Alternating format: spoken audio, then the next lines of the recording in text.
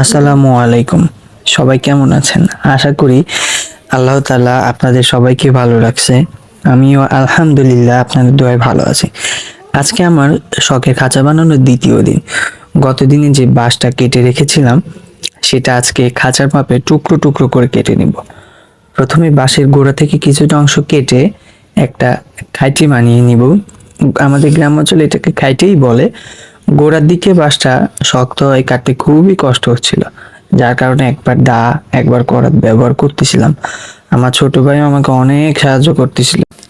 আসলে আমার মনে হয় নিজের শখগুলো নিজের হাতে পূরণ করলে যে খুশিটা পাওয়া যায় না, সেটা যদি অন্য কেউ পূরণ করে দেয়, তাহলে নিজের হাতে কষ্ট করে শখ পূরণ করলে যে আনন্দটা পাইতাম সেটা হয়তো আর পাওয়া যায় না। এই সকল কাজে যে আমার একদমই অভিজ্ঞতা নেই সেটা আমার কাজ দেখেই আপনারা বুঝতে পারছেন।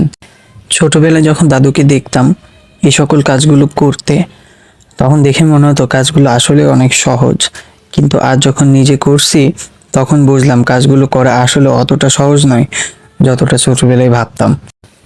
ফাইনালি অনেক কষ্টের পর আমরা যেটা তৈরি করতে চাচ্ছিলাম খাইটে, সেটার একটা অস্তিত্ব খুঁজে পাচ্ছিলাম।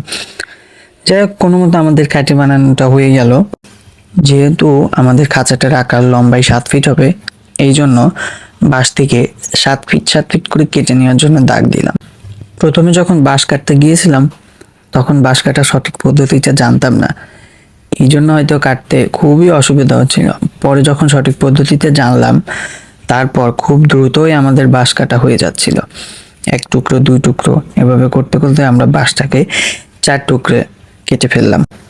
এইবার আসল কাজ, বাঁশ ফাটতে হবে মাঝ বরাবর। এটাতে আমি একদমই পারদর্শী ছিলাম না, তারপরেও হাতুর কুঠা নিয়ে লেগে পড়লাম বাঁশ ফাটার জন্য। প্রথম দিকে হচ্ছিলই না, কি থেকে কি করব বুঝতেছিলাম না। কুঠার ঢুকাইলে বের করতে পারি না, ঢুকাইলে কুঠার বের করতে পারি না, এমন অবস্থা। পরে কোনো মতো কষ্টে মষ্টে বাঁশটা ফাটতে সক্ষম হইলাম। একটা বাঁশ পুরোপুরি ফাটতে গিয়ে আমি ক্লান্ত হয়ে পড়লাম। পরে একটু জিরিয়ে পানি খাইয়ে নিলাম, একটু রেস্ট নিয়ে আবারও কাজ শুরু করে দিলাম।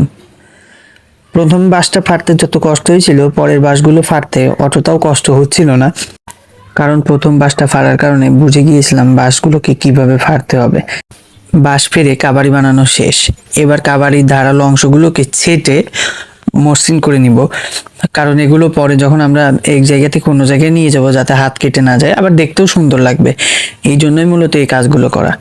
এভাবে এক এক করে প্রত্যেকটা কাবাড়িগুলোকে ছেটে নিব।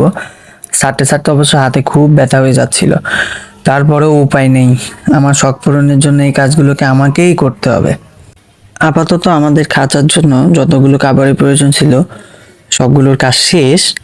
এখন এই কাবাড়িগুলোকে আমরা সুন্দর করে গুছিয়ে আমাদের উঠানের এক কোণায় রেখে আসবো। কাজ করতে করতে অবশ্যই এখানে হাতে একটু ঠুসা পড়ে গেছে, দেখতে পারেন, দেখা যাচ্ছে কিনা, কখনো করি নাই তো। আচ্ছা, আমাদের পেজটাকে ফলো দিয়ে আমাদের সাথেই থাকবেন। ধন্যবাদ।